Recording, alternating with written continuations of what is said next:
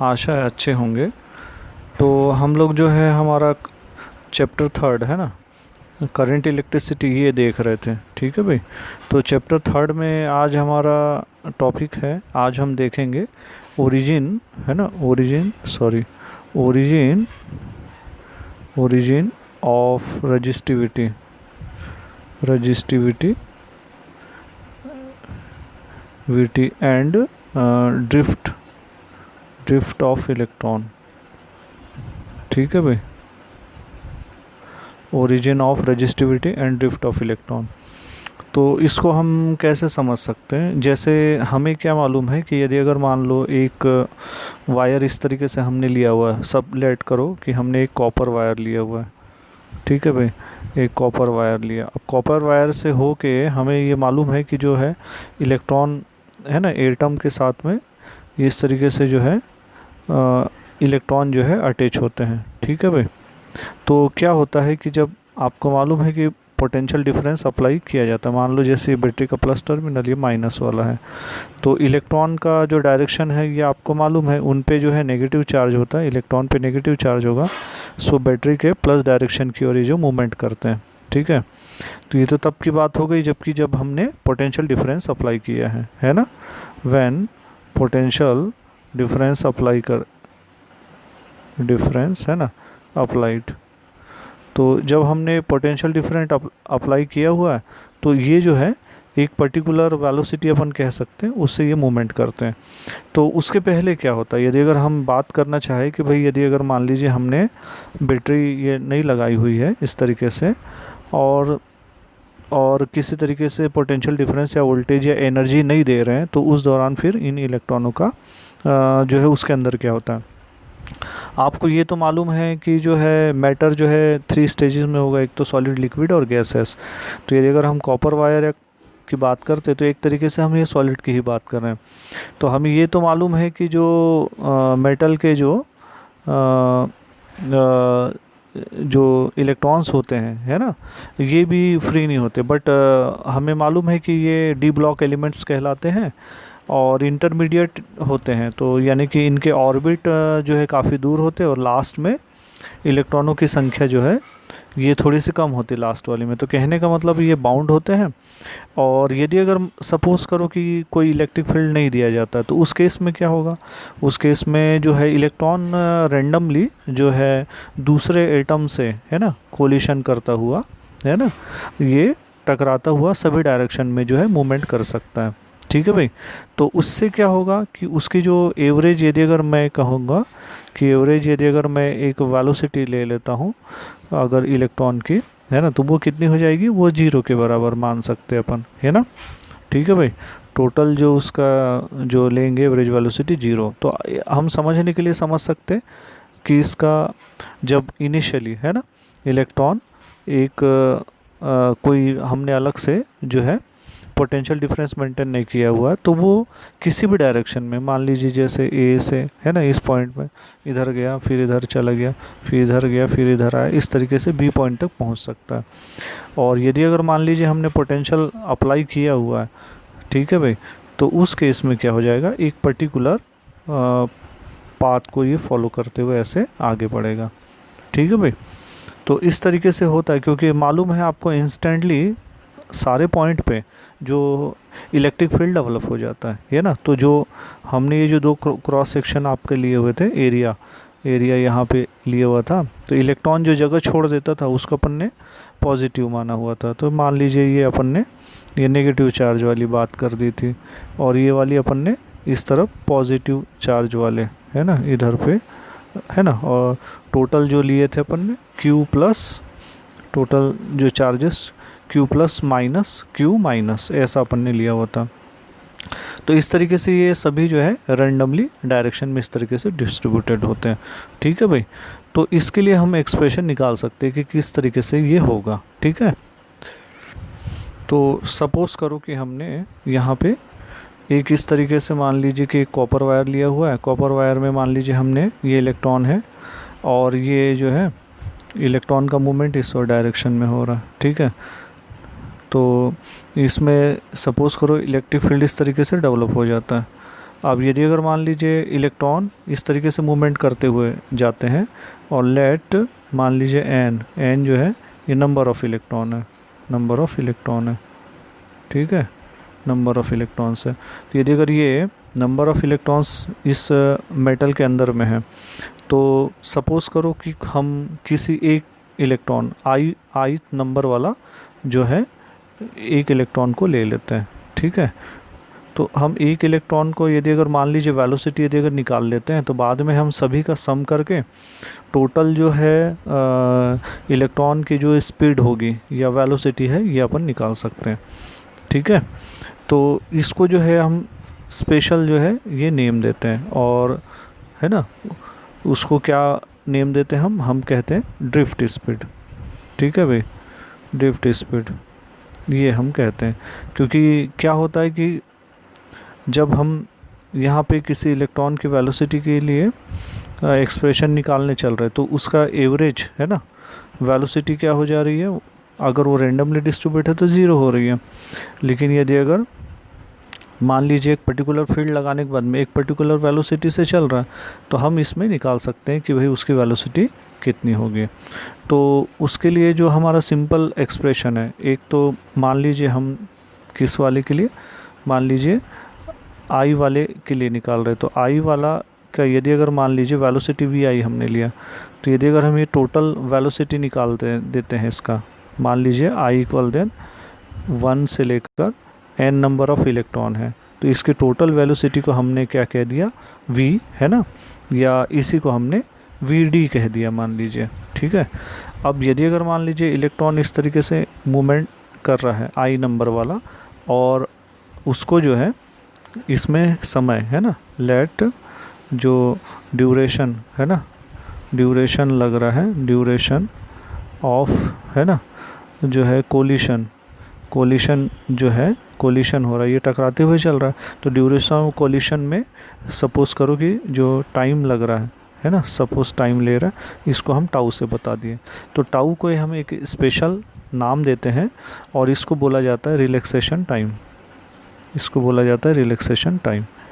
तो relaxation time actual में होता क्या है, रिलैक्सेशन टाइम होता है the time between the two successive collision of electron, the time between two successive collision of electron, ठीक है भाई। तो ये ध्यान दे, इसको रिलैक्सेशन टाइम बोलते हैं। एक के बाद फिर कोलिशन करेगा, फिर अपनी है ना स्पीड से चल रहा है, क्योंकि हमें ये मालूम नहीं है ना कि उसको कितना इंटरवल लग सकता है, इसलिए ये भी हमारा क्या हो रहा है, ये भी एवरेज टाइम हो रहा है एक तरीके का, ये भी एक एवरेज टाइम, अगर हम सबको जोड़ते हैं तो ये एवरेज टाइम ही निकलेगा, ठीक है भाई। तो बाकी इसका एक्सप्रेशन यदि अगर हमें निकालना है तो हमें एक सिंपल मेथड से भी इसमें निकाल सकते हैं, ठीक है ना। तो हम इसके लिए एक्सप्रेशन निकाल सकते हैं, तो इसके लिए एक्सप्रेशन ले लेते हैं कि इसमें जो लेट है ना the speed of ith electron का ही निकालते हैं है ना, बाद में हम सबका सम कर देंगे, बहुत सिंपल है। तो आइथ इलेक्ट्रॉन का मान लीजिए वी आई अपन ने स्पीड कहा, तो हमें क्या मालूम है कि अगर स्पीड लेते हैं तो आपको एक फार्मूला मालूम है कि उसकी मान लीजिए इनिशियल वेलोसिटी यू हो रही और जो है ए और टाइम सपोज करो टी आई, तो ये टाइम हमने लिया हुआ है टी टाइम है ना, तो आई वाले इलेक्ट्रॉन के लिए ले रहे हैं हम, ठीक है। तो अब यहाँ से क्या हो गया, यदि अगर हम समेशन कह देते हैं तो ये वी आई ले लेंगे और इलेक्ट्रॉन्स 1 से लेकर n तक ले लिया हमने, और यहाँ पे ये वी आई है ना भी ले सकते हैं इसमें, या यू ही रहने दिया है ना समेशन में, और प्लस ए और टी आई, इस तरीके से हमने ले लिया आई इक्वल देन 1 से लेकर n तक का, मान लीजिए इसको इनिशियल वेलोसिटी भी यू आई से ऐसे हमने शो कर दिया। अब यहाँ पे क्या हो रहा कि यदि अगर ये हो रहा आई वाले इलेक्ट्रॉन के लिए 1 से लेकर n तक के हमने जो लिया हुआ, तो ये मान लीजिए टोटल वेलोसिटी हम निकाल रहे हैं, तो ये एवरेज वेलोसिटी के इक्वल होगा, तो इसको हम एवरेज वेलोसिटी कह सकते हैं, क्योंकि n नंबर ऑफ़ कोलिशन के दौरान है, और ये आपको बता दिया हमने सक्सेसिव कोलिशन के बीच में अगर टाइम टाउ लग रहा है ना, तो उसको हम एवरेज टाइम बोलते हैं। तो यहाँ पे कितना हो गया, यहाँ पे मान लीजिए हमने इसको वी डी से ड्रिफ्ट वेलोसिटी से बता दिया, ठीक है भाई। और यहाँ पे यू इनिशियल वेलोसिटी इसकी 0 ले लेते मान लो, तो ए टी आई हो जाएगा, है ना। तो ये टाइम मिलेगा, और ए टी आई को हमने इसको किससे रिप्लेस कर दिया, रिलैक्सेशन टाइम टाउ से रिप्लेस कर दिया।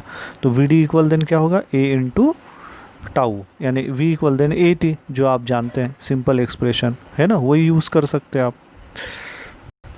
तो यहाँ से आपको V D equal then A into यहाँ पे टाउ मिल गया, ठीक है। बट यहाँ पे क्या बात हो रही है, यहाँ पे देखिए इलेक्ट्रिक फील्ड लगा हुआ है, इलेक्ट्रॉन ई है ना। और यदि अगर मान लीजिए एक पर्टिकुलर वेलोसिटी से भी चल रहे हैं तो भी क्या होगा, एक्सेलरेशन होगा, है ना। तो यहाँ पे हमें एक्सेलरेशन मिल रहा है, भले ही कांस्टेंट एक्सेलरेशन मिले, है ना। तो यहाँ से हम क्या निकाल सकते हैं, यहाँ पे हमें एक्सेलरेशन की वैल्यू निकालनी पड़ेगी। तो हम फिर कैसे निकालेंगे, हमें यहाँ मालूम है इलेक्ट्रिक फील्ड दिया है, इन पे फोर्स लगता है, तो बहुत सिंपल फार्मूले हैं। मान लीजिए इक्वेशन आपने 1 ले लिया, तो आप यहाँ पे निकाल सकते हैं वी नो, यहाँ पे आपको रिलेशन मालूम है फोर्स और इलेक्ट्रिक फील्ड के बीच में। तो F इक्वल देन जो आपको मालूम है क्यू ई होता है, सो F इक्वल देन इलेक्ट्रॉन पे चार्ज E मान लिया, और यहाँ पे जो है इलेक्ट्रिक फील्ड E है, तो ये मान लीजिए यहाँ से आपने निकाल लिया, ठीक है भाई। तो ये एक एक्सप्रेशन हो गया, मान लीजिए सेकंड वाला। दूसरा, यदि अगर मान लीजिए हम फोर्स के टर्म में निकालना चाहते हैं और उसको एक्सेलरेशन को, तो आप जो है एक और इक्वेशन जानते हैं, तो F इक्वल देन आपको मालूम है ए में होता है ना। मान लीजिए थर्ड वाली इक्वेशन है, तो सेकंड और थर्ड से आप ले लेते हैं, है ना, from second and third equation ले लेते हैं। तो यहाँ से क्या होगा, ई इक्वल देन हो गया एम और ए।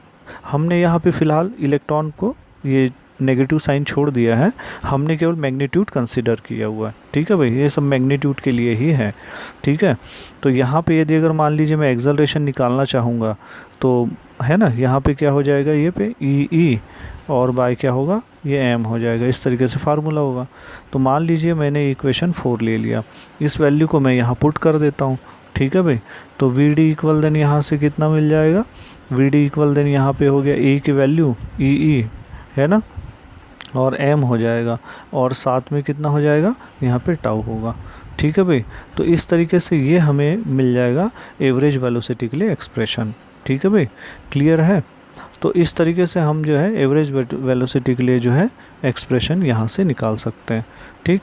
तो आप यहाँ पे देखें वी डी जो है वो किसके ऊपर डिपेंड कर रही है, जो चार्ज है होता है, जो कंडक्टर बॉडी उसका जो चार्ज है, और जो इलेक्ट्रिक फील्ड है ना डेवलप हो रहा है, ठीक है, उस पर ऊपर, और जो टाइम होता है रिलैक्सेशन टाइम या सक्सेसिव कोलिशन के बीच में, और साथ में इलेक्ट्रॉन का जो मास होगा। तो इस तरीके से हम इलेक्ट्रॉन की ड्रिफ्ट स्पीड निकाल सकते हैं कि भाई इलेक्ट्रॉन की ड्रिफ्ट स्पीड कितनी होगी, ठीक है भाई।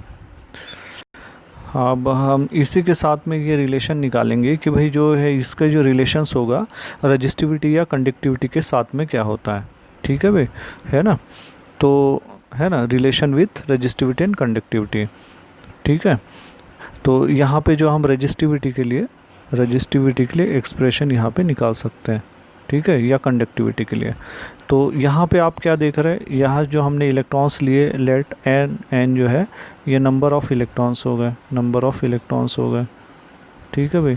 अब ये क्या हो रहा है कि नंबर ऑफ़ इलेक्ट्रॉन यहाँ से यदि अगर ये पास हो रहा है तो पर्टिकुलर क्रॉस सेक्शन एरिया है ना, यहाँ से हमने ए लिया हुआ है, सपोज़ करिए वो डेल्टा टाइम में क्रॉस करते हैं इस पर्टिकुलर एरिया को, ठीक है। इस तरीके से और भी एरिया ले सकते हैं, है ना, तो वो डेल्टा टाइम में उस पर्टिकुलर एरिया को क्रॉस कर सकते हैं। तो यदि अगर मान लीजिए हम जो अब इसमें जो है नंबर ऑफ़ इलेक्ट्रॉन n हो गए हैं, और ए एरिया ले लिया, और टाइम मान लीजिए t है या डेल्टा हमने लिया हुआ है, तो ये पर्टिकुलर एरिया को ये क्रॉस कर रहे हैं, तो वहाँ पे जो इलेक्ट्रिक करंट हो जाएगा, है ना, यानी कि हम ये कहें कि भाई जो इलेक्ट्रिक करंट जो पर यूनिट एरिया और उनकी स्पीड है ना, लेट स्पीड हमने क्या ली हुई, इलेक्ट्रॉन की स्पीड हमने वी डी, है ना, किसके बराबर, ड्रिफ्ट स्पीड के इक्वल दी है, ठीक है भाई। तो उस केस में जो पर्टिकुलर प्लेस से जो इलेक्ट्रॉन क्रॉस हो रहे हैं वहाँ पे इलेक्ट्रिक करंट किन फैक्टर्स के ऊपर डिपेंड करेगा।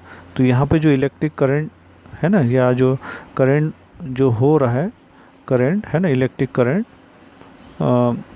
टू ए पर्टिकुलर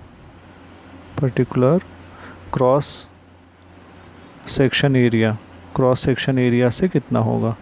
तो ये कितना होगा, मान लीजिए करंट को हमने आई से बताते हैं, तो अब यहाँ पे इलेक्ट्रॉन कितने क्रॉस हो रहे हैं उस पर्टिकुलर जगह से, एन हो रहा है, तो एन हो जाएंगे, और इलेक्ट्रॉन पे जो चार्ज कितना होगा, ई होगा, है ना। तो आई इक्वल देन एन ई, और फिर इसकी स्पीड कितनी हो रही है, वी डी हो रही है, ठीक है। और एरिया हमने कितना लिया हुआ है, ए, ठीक है। तो इस तरीके से जो हमें इलेक्ट्रिक करंट यहाँ से मिल जाएगा पर्टिकुलर टाइम, डेल्टी टाइम में कितने नंबर ऑफ, हम यहाँ से आई इंटू डेल्टी भी ले सकते हैं, तो डेल्टी इधर भी ले सकते हैं, डेल्टी इधर भी ले सकते हैं। तो यहाँ से क्या हो गया, जो चार्ज क्रॉसेस हो रहे हैं, तब यही चीज़ें किसके लिए हो जाएगी कि भाई जो चार्ज क्रॉसेस कितने हो रहे हैं, तो यहाँ से डेल्टी डेल्टी तो कैंसिल आउट होगा, यानी आई इक्वल देन एचुअल में मिलेगा हमको N E A V D, ठीक है भाई। तो इतना जो है वहाँ से जो पर्टिकुलर एरिया से, क्रॉस सेक्शन से, है ना, एरिया को यदि अगर हम इलेक्ट्रिक करंट निकालना चाहे तो इतना हो जाएगा कम टाइम में, डेल्टी टाइम जो है, टाइम हम इंटरवल हमने कम से कम लिया हुआ है, ठीक है। तो यहाँ से आपको क्या मिल गया था, ये हमने देख लिया था पहला एक्सप्रेशन, ये वी डी मिला था, V D equal then E E tau by M मिला था।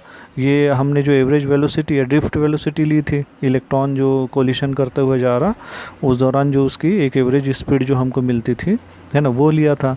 और दूसरा एक्सप्रेशन हमने लिया था कि यदि अगर पर यूनिट एरिया से, है ना, क्रॉस होके, क्रॉस सेक्शन एरिया से कितना जो है करंट होगा या कितना जो है चार्ज पास हो सकता है, तो ये इसके ऊपर डिपेंड करता था एन ई वी डी। तो हम जो वी डी की वैल्यू यहाँ पे रख सकते हैं, तो यहाँ पे आपको आई इक्वल देन यहाँ से क्या हो गया, एन हो गया, ई हो गया और ए हो गया, और वी डी की वैल्यू कितनी हो रही है यहाँ पे, ई और टाउ बाय यहाँ से एम हो गया, ठीक है भाई। तो इसको थोड़ा यदि अगर हम सिंप्लीफाई करते हैं तो ये हो गया एन हो गया और ई स्क्वायर हो गया, एन हो गया, ई स्क्वायर हो गया, और साथ में क्या हो गया आपका, ए हो गया, और साथ में ई हो गया, और टाउ और बाय एम हो गया, ठीक है भाई। तो यहाँ से हमें ये एक्सप्रेशन मिल जाएगा, एन है ना, एन हो जाएगा, ई स्क्वायर होगा और ए ई टी होगा। अब यहाँ पे हमें एक और चीज़ मालूम है, ये एक्सप्रेशन जो है पिछले बार अपन ने निकाला था, है ना, मान लीजिए थर्ड एक्सप्रेशन अपन कहते हैं, और वो रिलेशन हमें मालूम थी, ये पिछले बार हमने निकाली थी, और वो रिलेशन थी कि भाई जो करंट डेंसिटी के बीच में और कंडक्टिविटी के बीच में और इलेक्ट्रिक फील्ड के बीच में क्या रिलेशन थी। तो आपने को याद होगा जे इक्वल देन सिग्मा और ई रिलेशन मिली थी, आपको याद होगा। तो जे जहाँ पे करंट डेंसिटी होती थी, ठीक है भाई, और सिग्मा जो है कंडक्टिविटी होता था, कंडक्टिविटी का उल्टा रजिस्टिविटी होता था, और ई जो है अप्लाइड इलेक्ट्रिक फील्ड होता था, ठीक है भाई। तो ये हमें रिलेशन मिली थी, तो हम ये रिलेशन को यहाँ पे यूज़ कर सकते हैं। तो यहाँ पे आई आपको पहले से मिल रहा, तो आई बाई आप ए लिख लें, तो आई बाई यदि अगर आप ए लिखते हैं तो यहाँ बच जाएगा एन ई स्क्वायर, ई और टाउ बाई यहाँ से एम बच जा रहा। तो यहाँ पे आई बाई जो यदि अगर ए लेंगे, है ना, तो आई बाई ए होता है जे, ठीक है भाई। तो जे इक्वल देन यहाँ पे क्या हो रहा है, एन ई स्क्वायर ई और टाउ बाय एम हो रहा। बट जे इक्वल देन क्या है, जे इक्वल देन है सिग्मा इंटू ई, ये हमें मालूम है। तो यहाँ पे सिग्मा इंटू ई लिख दीजिए, तो यहाँ से ई कैंसिल आउट हो जाएगा, तो ये जो वैल्यू हमें मिल जाएगी सिग्मा के टर्म्स में मिलेगी, है ना, ठीक है भाई। तो सिग्मा इक्वल देन हमें यहाँ से मिलेगा एन ई स्क्वायर, है ना, ठीक है भाई, एन ई स्क्वायर और टाउ बाय क्या हो जाएगा, एम, ठीक है भाई। तो कंडक्टिविटी की यदि अगर हम बात करें तो हो जाएगा sigma equal then N E square tau by M, और कंडक्टिविटी का उल्टा जो होता है वो क्या होता है ना, आपने देखा था वो होता है रजिस्टिविटी।